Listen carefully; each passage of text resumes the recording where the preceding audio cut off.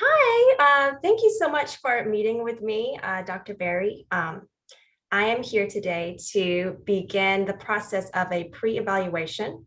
We're going to be going over the different aspects of that. And I'd like to share a PowerPoint with you to get this started.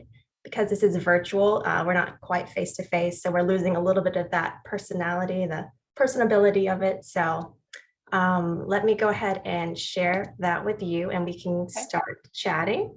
sounds great. Okay, so I know you're looking at my screen now and that's all my emails.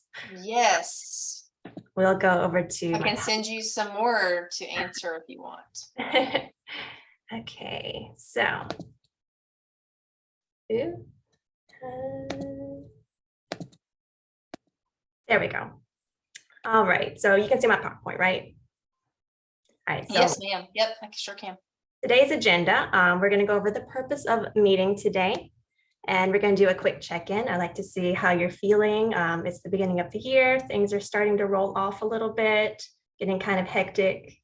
We're going to identify a self-improvement goal for you to work on. We're going to work together to choose a new technique or tool to get you closer to that goal. And we're going to arrange for an observation to be held in your classroom by me.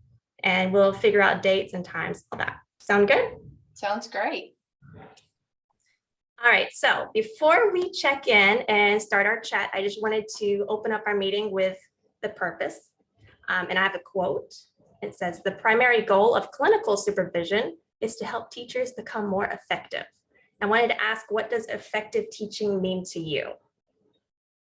Yeah, I mean, that is a great question. And I think it's one that really can't easily be answered because there's just so many thoughts bombarding me right now. I think first and foremost, just sort of kind of get to that place where as a teacher, you're deeming yourself as an effective teacher, then you are helping each student, like you are meeting each student where they are in their learning. And more than that, you're seeing that growth within whichever ability level that you're working with. And so I think to be an effective teacher, you really are meeting all kids where they are, and you really truly believe that all kids can learn, and you're doing your dead level best to ensure that in whatever the content may be. And I think even to go further than that, you're really thinking about developing like the self-efficacy within yourself to demonstrate that I want to continue to learn and grow. And so I'm really excited about this conversation that we're having, because I am open to learning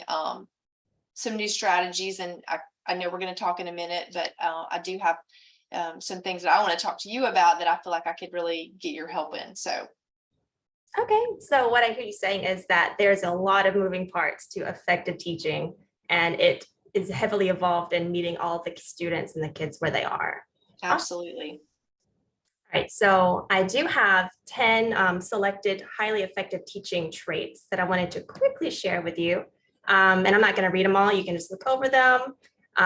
They are all research-based, and when asked a variety of questions, a lot of people agreed that all of these fit the traits of an effective teacher. So now we're going to get to the fun part, check-in. How are you doing personally or professionally? How's your school year going? Tell me on a scale of 1 to 10, 1 being the best ever, 10 being, oh my goodness, I can't do it any longer. Yeah, I mean, I think we're off to such a great start to our school year, and I feel really good about things. As a whole, holistically, I think I'm just kind of right there at about a 3 or 4. I think most teachers would agree that some days are better than others, but I feel really really good about kind of the direction our students are moving in. We just got our state test scores back, and we did exceptionally well in 3rd grade reading, and we're also proud of that. And I feel like we really have a lot of good momentum. Personally, things are going well. where I'm seeing some struggles this year would really kind of be not so much focused on the instructional standpoint, but really looking more at like on the classroom management end.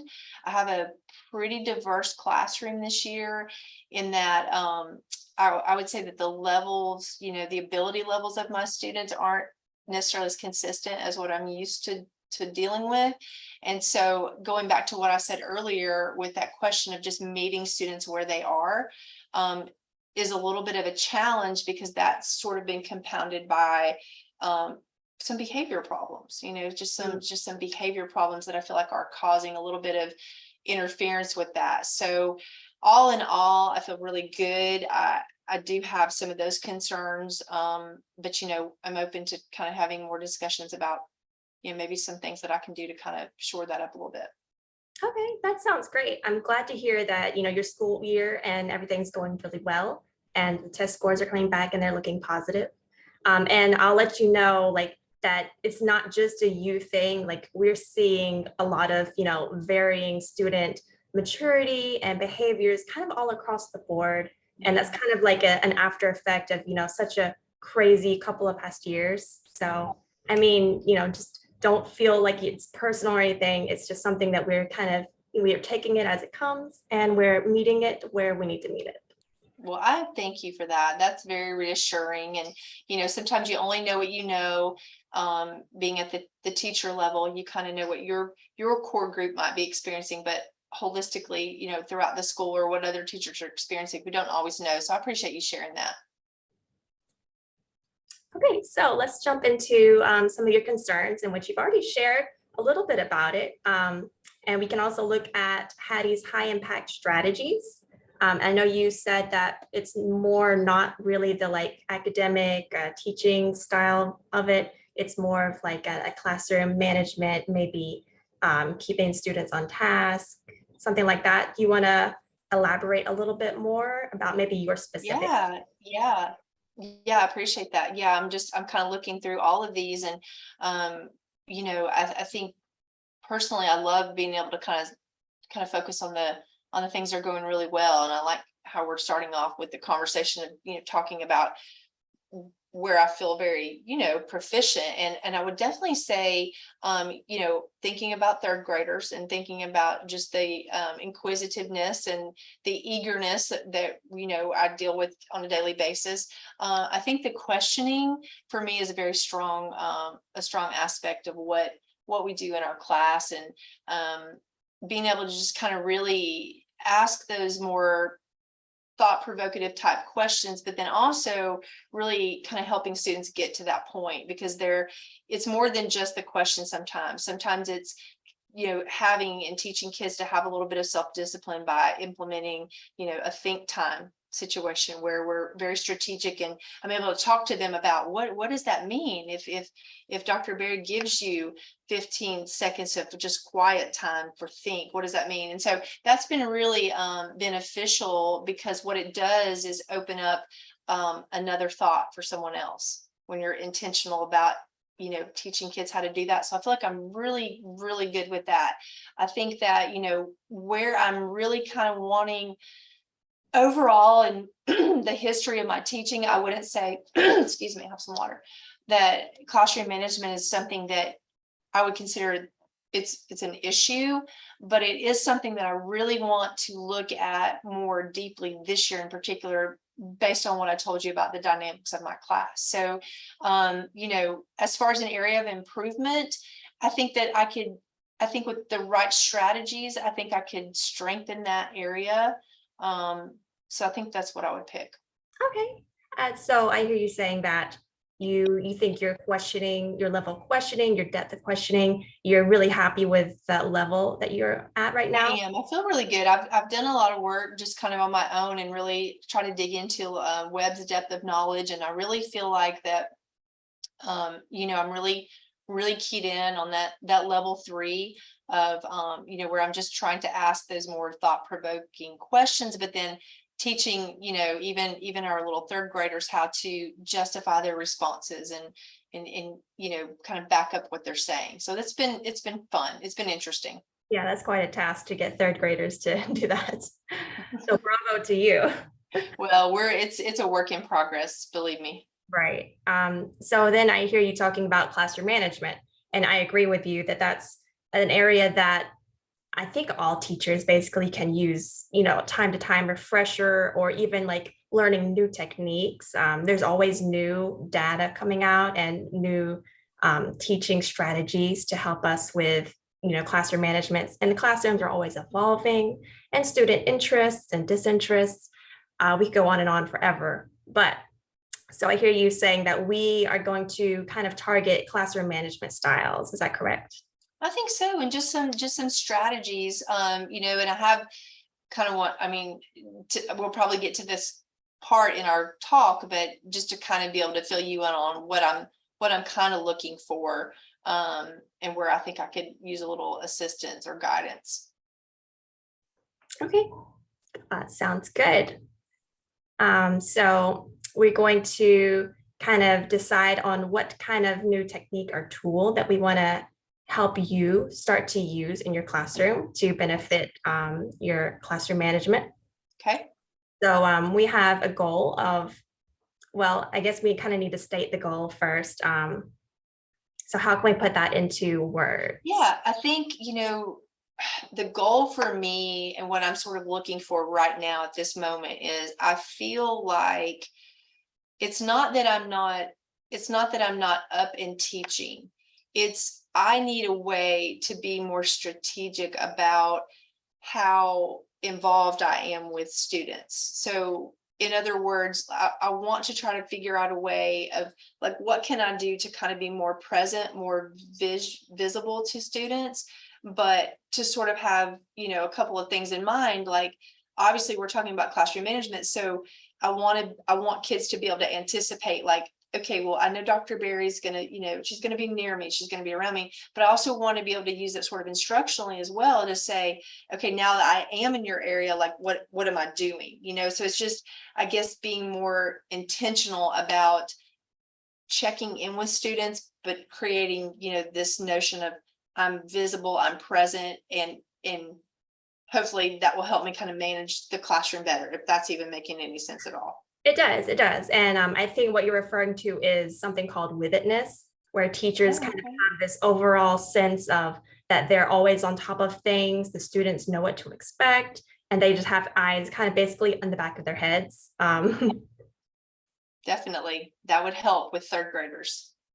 So I think something that might help you, and I can help track this for you during our observation later, would be maybe if we kind of section off your classroom into invisible quadrants, like 1, 2, 3, and 4. Okay. Then you're going to explicitly, like, and very intentionally, kind of make movement around your classroom, either with your body physically, you're going to be Mhm. or just kind of, making comments each section or just with your eyes, making eye contact. I think Got you. you're going to see that students are going to start to anticipate where the teacher is looking here, she's going there, she's talking to someone here. And you're going to have a lot less of the like disruptions or like, the sneaky student, Yes. playground. Yes.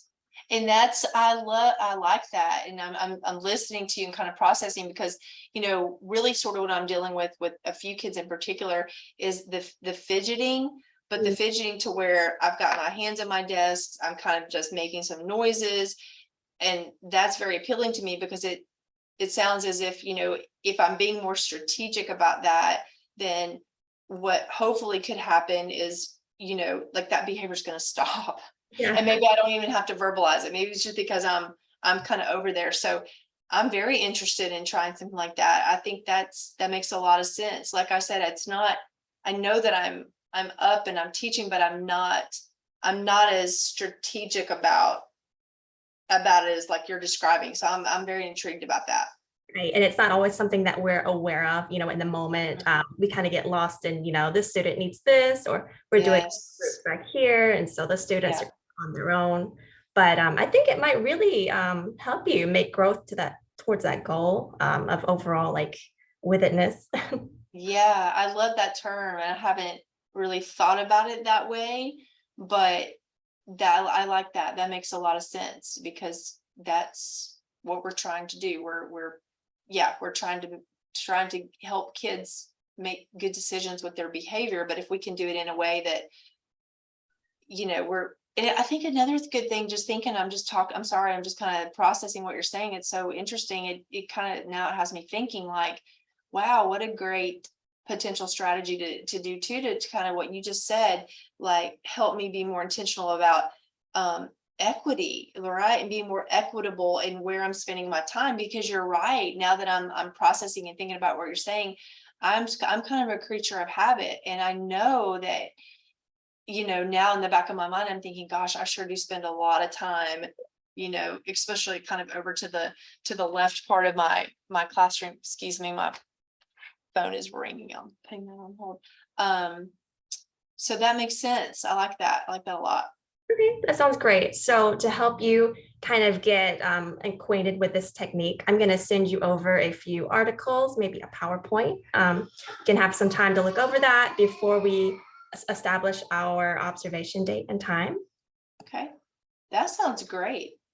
So we have a goal and we have a technique for you to try in your classroom. So let me tell you a little bit about the observation, just so you know what to expect and you're not caught off guard. Sounds good. We're going to collect data on where you're spending your time in the classroom, and not just physically, but that also includes like making eye contact in each of the quadrants, or just acknowledging students and all around the room in an equal way. Okay. So how will we know you've reached the goal? Well, you're going to be having more equal time in each of the classrooms, and we're going to collect the data on that to let us know that. Okay. That sounds great. I think, this is very doable. I think that's what I love about it the most. It's very doable.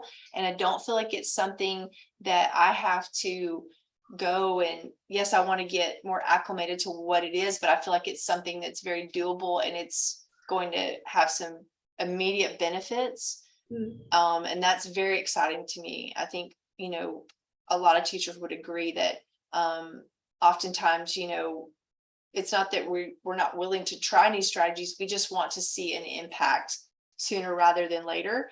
And it sounds like this one could really be a good one for that. So that's exciting. Right. And it's also a very easy one to implement. A little bit of reading or like watching someone do it, and then you're basically ready to go. It doesn't require anything special. It's just, making that mindset that you can do that. That's a great way to say it. It is. It's just a mindset. It's like a behavioral change kind of that we're being more intentional with. And I think that's great. That sounds really good. Great. All right. So I have this up here about choosing an observation day and time, but let's just do that via email. We don't have to decide right now. I don't have a calendar in front of me. And are you thinking is this something that we could possibly look at doing maybe like in the next week or what? Yes, I think we could do it pretty soon. So as we hang up, I'll send you some of that material and give you a little bit of time to look over it. And yeah, I think next week sometime would be great. Okay, I would love to do that because, like I said, I know I'm kind of excited about this, and I kind of want to learn a bit more and get it off the ground, because I do, based on our conversation, I feel like this is something that could really sort of turn the table a little bit in terms of what I'm looking to do with a couple of these kiddos. So that'd be great. Sounds good. All right. And then what can you expect on the day of the observation? I'll come into your classroom 5 minutes prior to our selected time. I'll set up a swivel camera at the back of the classroom so that I don't have to worry about, like following you around the classroom. It'll be done automatically. Okay. And I'll leave a note on your desk before I leave, just so that like, oh, I'm done. Nothing happened. I'm not coming back. Just as a final. Okay, that sounds good. So do you have any questions for me about the observation? We've done these before. I know you're familiar with how we do I don't think so. I think I'll make a note to be sure. I know I know one time prior when I was using Swivel, I didn't put the markers, the student markers on the tables, and the video wasn't as high quality because we couldn't really hear some of the conversations, the kids were having. So I will be sure to make sure that I'm intentional about that. But yeah, I'm looking forward to it. I think this is going to be really good. Okay, sounds great. And then for our closing, I just have a little quote by Walt Disney. It says, "The way to get started is to quit talking and begin doing," which sounds like you are ready to do that. I have to say, this quote's resonating with me. I'm ready to get started. I just appreciate the opportunity, and thank you for just kind of, I guess, giving me some things to kind of think about, but then listening to me be able to kind of express my need, and being so quick to the punch to be able to provide something that we can go ahead and start looking at. I think that's fantastic. That really just kind of puts me more at ease, because it's like I feel like we're on the same page. You kind of know what I'm looking for, and I'm ready to give it a try. So Great. sounds That's good. And the only reason like we do these observations is basically I'm here for you. I'm Yeah. here to watch you and see how I can best help you in your classroom. And whenever I'm here. Well, I appreciate it so much. All right. Well, that concludes our pre-observation conference. Thank you so much for taking the time to meet with me. Thank you. Stop sharing my screen. All right. And then I'll be sending you an email to set up a day and time for next week. Okay, that sounds great. All right. Thanks. Thanks Bye. again. Bye.